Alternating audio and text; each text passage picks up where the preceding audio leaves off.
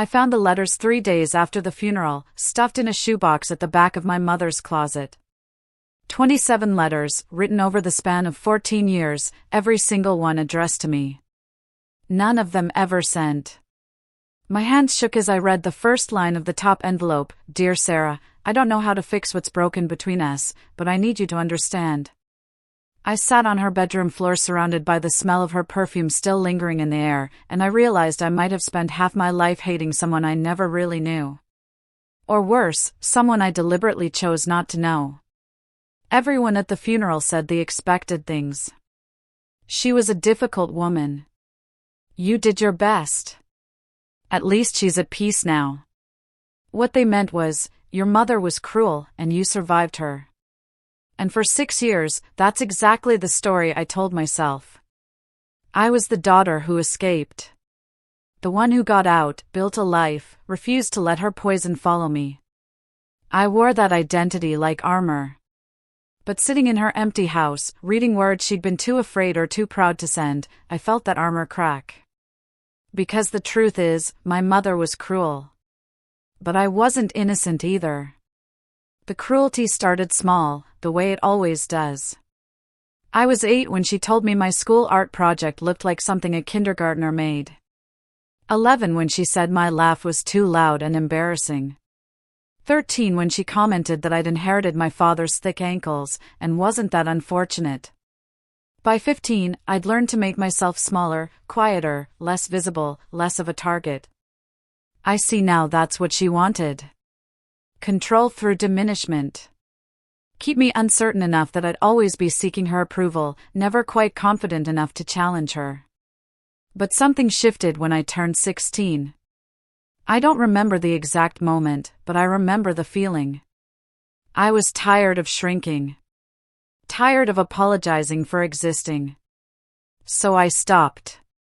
And that's when I discovered something about myself that I'm not proud of. I was very, very good at being cruel back. It started with small rebellions. Staying out past curfew. Letting my grades slip just enough to worry her. Wearing clothes I knew she'd hate. Normal teenage stuff, maybe. But I wasn't doing it out of normal teenage rebellion. I was doing it to hurt her. I wanted to see that flash of fear in her eyes, that loss of control. I wanted her to feel as powerless as she'd made me feel. And God help me, it felt good. The first time I really crossed a line, I was 17. My mother had been dating someone, Robert, a gentle accountant who actually seemed to make her happy. I'd never seen her laugh like that, soft and genuine. She was lighter around him, almost kind. And I hated it. Not because I wanted her to be miserable, though that's what I told myself. I hated it because if she could be kind to him, why had she never been kind to me? So I destroyed it. I flirted with Robert at a family barbecue, just enough to make him uncomfortable. Then I told my mother I'd seen him looking at me inappropriately. It was a lie. A complete, calculated lie. They broke up within a week. She never dated seriously again. I justified it then. Told myself I was protecting her from someone who might hurt her. But the truth sits in my stomach like a stone. I did it because I could. Because hurting her had become its own kind of addiction. College gave me distance, but not perspective. I'd come home for holidays and we'd circle each other like boxers, both waiting for the other to strike first. Junior year, Thanksgiving, she made a comment about my weight. I'd gained the freshman 15 and kept it through sophomore year, and she noticed immediately. You've really let yourself go, haven't you? She said, passing the mashed potatoes. Something in me went cold and sharp.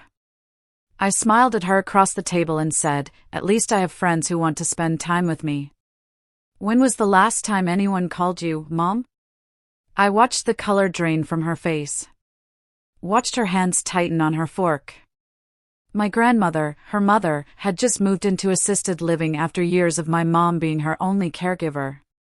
She had no siblings, and her friends had drifted away over the years, tired of her sharp edges and criticism. I knew exactly how alone she was. And I used it like a weapon. That should have been my wake-up call. That moment of watching my mother's face crumple, seeing the hurt I'd caused, should have made me stop. Instead, it taught me where her weak spots were. And over the next decade, I pressed on every single one. When she called to tell me she'd been laid off from her job at 53, I said, well, maybe if you'd been easier to work with. When she mentioned feeling tired all the time, I suggested it was probably stress from being so negative. When she tried to give me advice about my struggling relationship with my boyfriend, I told her she was the last person qualified to talk about healthy relationships. Each cruelty was delivered calmly, rationally. I never raised my voice. I never had to. I'd learned from the master. The worst part? I felt justified. Every mean comment, every dismissal, every time I made her feel small, I told myself she deserved it. She'd made my childhood miserable. She'd criticized everything about me, from my appearance to my choices to my very existence. Why shouldn't she feel what she'd made me feel? I was 27 when I decided to cut contact. Not because of one big incident, but because I could. I'd been in therapy for a year, and my therapist kept asking me why I maintained a relationship that caused me so much pain. You don't owe her anything, she'd said. Sometimes the healthiest thing is to walk away. She wasn't wrong. But I didn't walk away for my health. I walked away to hurt my mother one final time. I wrote her an email. Not a letter, an email. Cold, clinical, listing every way she'd failed me as a mother. Every criticism, every cruelty, every moment she'd made me feel worthless. And then I told her I was done. No more calls, no more visits, no more relationship. I blocked her number, blocked her email, and moved across the state. Clean break. Surgical removal. That's what I called it when I told my friends. Most of them congratulated me. Said I was brave. Said I was finally choosing myself. But here's what I didn't tell anyone, I timed it. I sent that email 2 days before her birthday. 2 days before the anniversary of my father's death. I knew she'd be vulnerable, lonely, already struggling. And I wanted it to hit her when it would hurt most. That's not survival. That's not self-protection. That's revenge, plain and simple. For 6 years, I didn't speak to her. Didn't see her. Didn't respond to the handful of cards and letters that arrived at my old address and were forwarded by my landlord. I got married, started a career, built a whole life that didn't include her. And I told myself I was happy. Told myself the lightness I felt was freedom, not the hollow echo of something missing.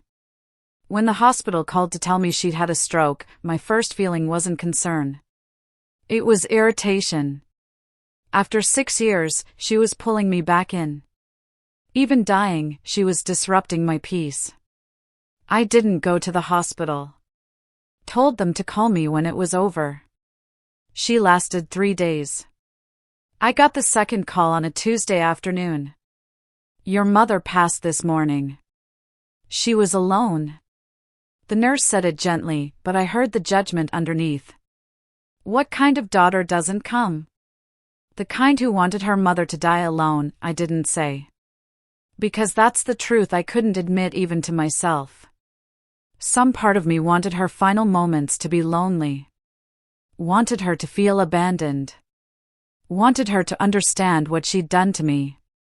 Except she'd been understanding it for 6 years, hadn't she? Every birthday without a call. Every holiday without a visit. Every milestone I didn't share. I'd made sure she understood perfectly. I went to the funeral because people expected it. Wore black, accepted condolences, pretended to grieve. Her house was left to me, she had no one else, and I walked through it like a stranger's home. That's when I found the letters. 27 envelopes, each one dated.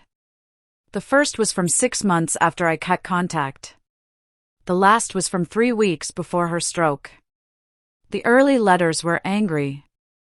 Defensive. She called me ungrateful, said I was overreacting, insisted she only ever wanted the best for me. I recognized that voice, sharp, brittle, the mother I remembered. But then something shifted. The letters from years 3 and 4 were different. Quieter. She wrote about her own mother, my grandmother I'd barely known. About growing up in a house where love came with conditions and criticism was the only language anyone spoke. I don't know how to be soft, she wrote in one. My mother wasn't soft. Her mother wasn't soft. You learn what you live, Sarah. I know that's not an excuse. But it's an explanation I wish I'd given you. The later letters were the ones that broke me. She wrote about watching me from a distance, learning about my wedding from Facebook, seeing my promotion announced on LinkedIn. You look happy, she wrote. You look like the person I always hoped you'd become. I wish I'd told you that when I had the chance. I wish I'd told you that you were enough. That you were always enough. The letter from 2 years ago contained a single sentence that's burned into my memory. I wonder if you ever think about me, or if I've become to you what my mother became to me, someone you're relieved to have escaped. I sat in her bedroom and cried for the first time since childhood. Not clean, cathartic tears. Ugly, choking sobs that came from somewhere deep and poisonous. Because she was right. I had made her into my grandmother. I had continued the cycle I'd sworn to break. Every cruel word I'd thrown at her, every relationship I'd sabotaged, every time I'd made her feel small, I'd become exactly what I hated. But here's the part that keeps me awake at night. I don't know if knowing this earlier would have changed anything. The last letter, dated 3 weeks before her stroke, said, I know you'll probably find these after I'm gone. I couldn't send them because I was afraid. Afraid you'd use them against me the way I taught you to. Afraid that trying to reach you would just give you another opportunity to hurt me. We hurt each other so much, Sarah. I hurt you first, and I hurt you worst, and I will carry that with me wherever I go next. But you hurt me too. And I think you meant to. She was right. I did mean to. Every single time. Now I'm 38, sitting in a therapist's office trying to untangle what's true from what I told myself was true. My therapist asks me if I think my mother was abusive. I say yes. She asks me if I think I was cruel to my mother. I say yes. She asks which one matters more. I don't have an answer. Because here's what I'm learning, we were both victims. We were both perpetrators. She damaged me in ways I'm still discovering. I damaged her in ways I'm only beginning to understand. She started it, the cruelty, the criticism, the making each other small. But I perfected it. I weaponized it. I used everything she taught me and everything therapy taught me and everything I knew about her pain, and I deployed it all with precision. People keep telling me to forgive myself. You are protecting yourself, they say. You were setting boundaries. And maybe part of that's true. But another part of me was doing exactly what she did to me, using someone else's pain as a way to feel powerful. I found something else in that shoebox, under the letters. A photo of me at maybe 5 or 6, sitting on her lap at a park. We're both laughing at something off camera. Her arms are wrapped around me, protective and warm. I don't remember that day. I don't remember her ever holding me like that, looking at me like I was precious. But the photo proves it happened. Which means somewhere along the way, we lost each other. Or maybe we destroyed each other. Both things can be true. I keep the letters in my nightstand now. Sometimes I read them when I can't sleep, trying to find the moment where it all went wrong. Trying to figure out who hurt who worse, who could have stopped it, who should have been bigger. But there's no clear answer. Just 2 women, 2 generations of pain, both trying to protect themselves and both destroying the person they were trying to protect themselves from. My mother was cruel. She made me feel worthless and small and never good enough. She damaged me in ways I'm still unpacking in therapy, ways that have affected every relationship I've ever had. That's true. But I was cruel too. I hurt her deliberately. I found her weaknesses and exploited them. I cut her out of my life in the most painful way possible and never looked back. That's also true. I don't know what forgiveness looks like when both people are guilty. I don't know how to grieve someone I hated and loved and hurt and missed all at once. I don't know if my mother would forgive me if she could, or if I would have forgiven her if she'd sent the letters while she was alive. I don't know if we could have fixed it, or if we were always going to destroy each other. What I do know is this: I can't undo what I did. Can't unsay the words or uncross the lines or give her back those 6 years. Can't tell her I'm sorry or ask if she's sorry or have the conversation we both needed and neither of us was brave enough to start. The story of my mother and me doesn't have a clean ending.